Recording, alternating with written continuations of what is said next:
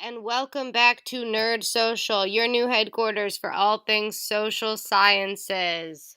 Welcome back, guys. Today we've got a great topic. We're going to be focusing on something that's from a book I read by Scott Lilienfeld, Stephen J. Lynn, John Rossio, and Barry Beierstein, a book that's called 50 Great Myths of Psychology. And today we are going to be checking out the top 10 from that list. So here are the top 10 psychological myths. Let's get started, shall we?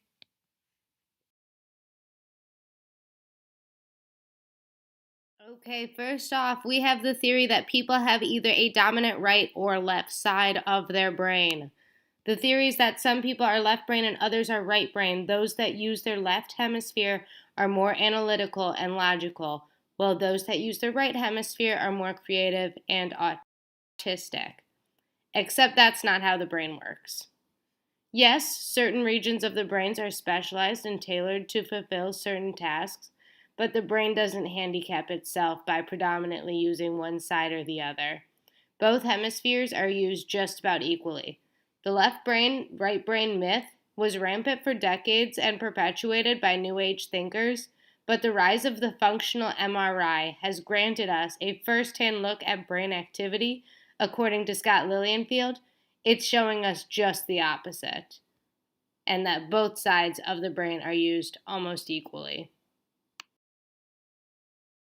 Next up on our top 10 list, we have the idea that having your baby listen to Mozart as an infant will increase its intelligence.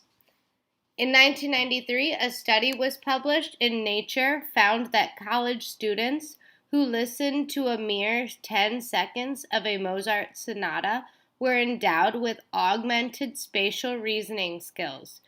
The news media ran wild with it. Lost in translation was the fact that the effects were fleeting, but it was too late. The Mozart effect was born. Since then, millions of copies of Mozart CDs marketed to boost intelligence have been sold. The state of Georgia even passed a bill to allow every newborn to receive a free cassette or CD of Mozart's music.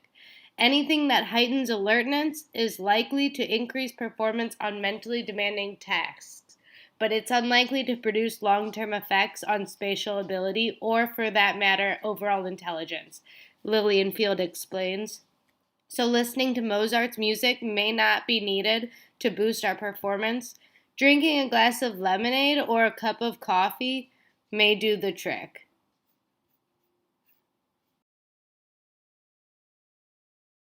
Next up on our top 10 list of the top psychological myths, we have the idea that our memory is like a recorder. About 36% of Americans believe that our brains perfectly preserve past experiences in the form of memories.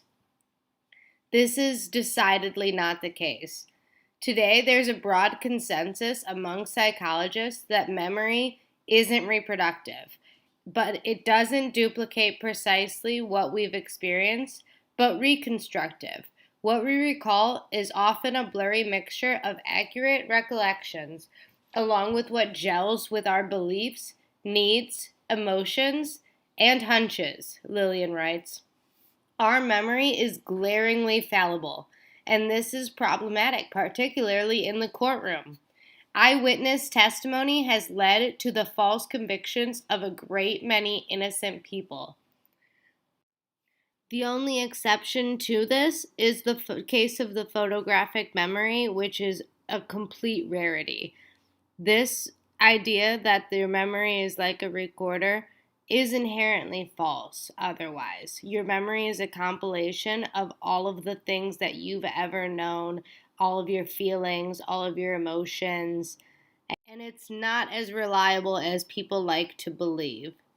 So keep that in mind next time you're thinking about this. Your memory is not that reliable, unfortunately. I wish that were the case. Next up, we have number 7 on our list of top 10 psychological myths, and that is that dreams possess symbolic meaning. About 43% of Americans believe that dreams reflect unconscious desires. Over half of them agree that dreams can unveil hidden truths.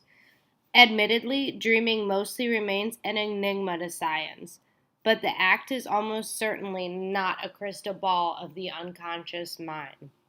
This Freudian-induced belief was garnered some specific support that goes a little something like this. Dreaming is the jumbled representation of our brain's actions to assort and cobble together information and experience like a file sorting system. Thus, as Lillian says, dream interpretation would be haphazard at best. Rather than relying on a dream dictionary to foretell the future or help you to make life decisions, it would probably be wisest to outweigh the pros and cons of differing courses of actions carefully and consult trusted friends and advisor, Lillian writes. So this is, again, a myth. It's inherently false. There's no truth to it, unfortunately. Next up, we've got number 6, which is that lie detector tests are accurate. Polygraphs boast 99% accuracy, but is that the truth? Those who operate the lie detector test say that they are accurate, 99% even. The reality, though, is that nobody, not even a machine, can accurately tell when somebody is lying. Lie detector tests often operate under the assumption that telltale physiological signs reveal that people aren't telling the truth, such as their heart rate and blood pressure. Thus, polygraph measure indicators like skin conductance, blood pressure, and respiration. When these signs spike out of the test taker's normal range in response to a question, the operator interprets that a lie has been told. This is not always the case, though, and again, it can be tricky in the courtroom because lie detector tests are often used as evidence against people. Be careful with this one, it is also a myth. Number 5 on our list of the top 10 psychological myths is that opposites attract. The union between two electrical charges, one positive and one negative, is the quintessential love story in physics. Opposites attract. But the same cannot be said for a flaming liberal and a rabid conservative, or an exercise aficionado and a professional sloth. People are not electric charges. Though Hollywood loves to perpetuate the idea that we are romantically attracted to people who differ from us, in practice, this is not the case. People are more often attracted to those they have more in common with. And next up, we have number 4, and that is that shock therapy is a brutal treatment. According to surveys, most people view ECT, electric convulsion therapy, as a barbaric relief of psychiatry's medieval past. And while ECT may once have been a violent process, it hasn't been like that for over 5 decades. Yes, it is still in use today. Now, however, nowadays, patients who receive ECT, electroconvulsion therapy, first receive a general anesthetic, a muscle relaxant, and occasionally a substance to prevent salivation, Lilienfeld describes. Then a physician places electrodes on the patient's head and delivers an electric shock. This shock induces a seizure lasting 45 to 60 seconds.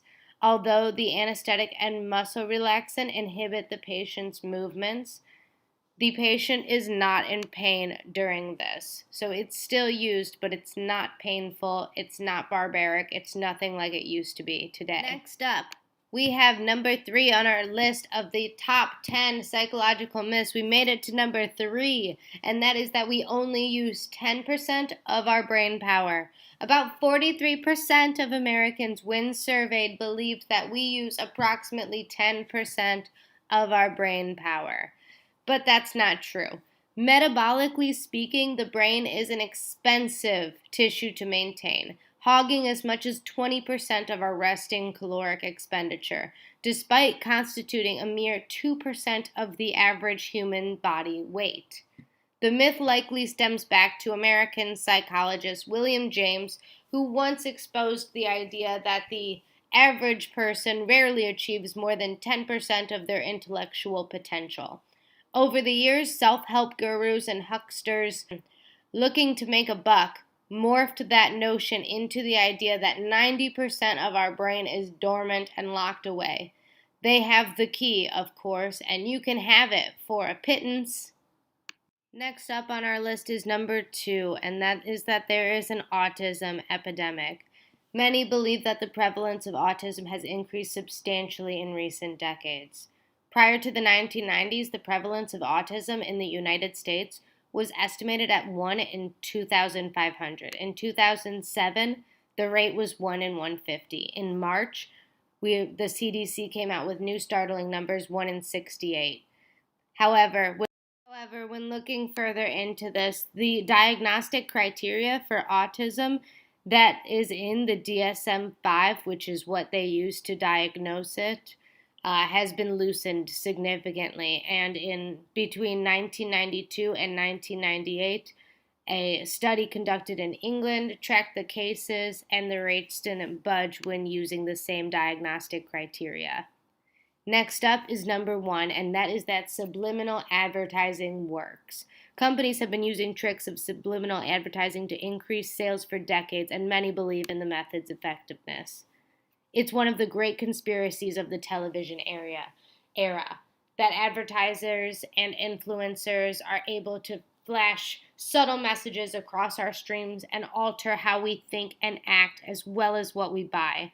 Rest assured, however, these advertisements don't work.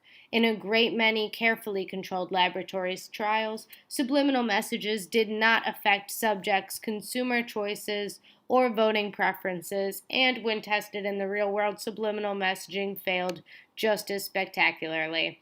Thank you all for watching. Please comment which myths you believed below and subscribe so that I can continue making all of this free content. Thank you so much. We'll see you again soon.